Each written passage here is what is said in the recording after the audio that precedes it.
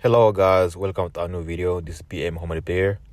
Kama unavyoona hapo, hiyo ni video ambayo itakuwa after. Look good.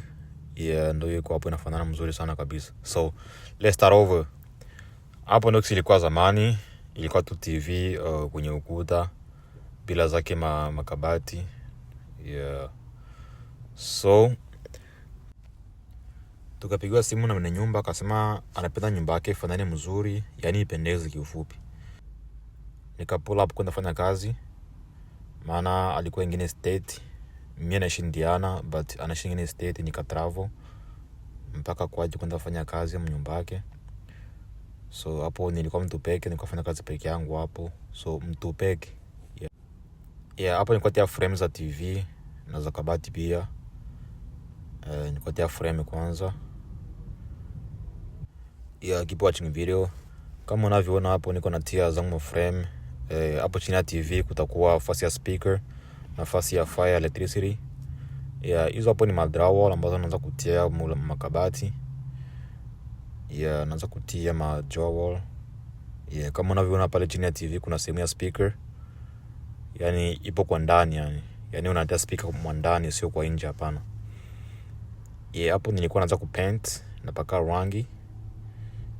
Napaka rangi. So vitu kama hivi yani vinapatikana, sio vinapatikana, tunajenga. Tunatravel state, kama uko nje ya state tunafika pia. Mimi naishi Indiana. Popote tunatia kambi. Tupigie simu anytime anywhere, tunakufikia, tunakufanyia kazi. Kazi kama hizi hapa. So hapo ni after gisi nafanana. So kama unavyoona hapo inafanana mzuri sana kabisa. Mpaka mwenye nyumba akasema hapa umefanya kazi kiuaminifu kabisa yani.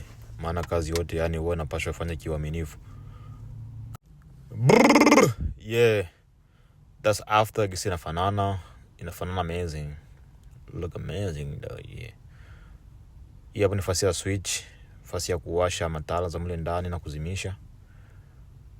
Inafanana mzuri yani mpaka nitamani. Look good. So ukihitaji vitu kama hivi tupigie simu, tunapatikana Indiana.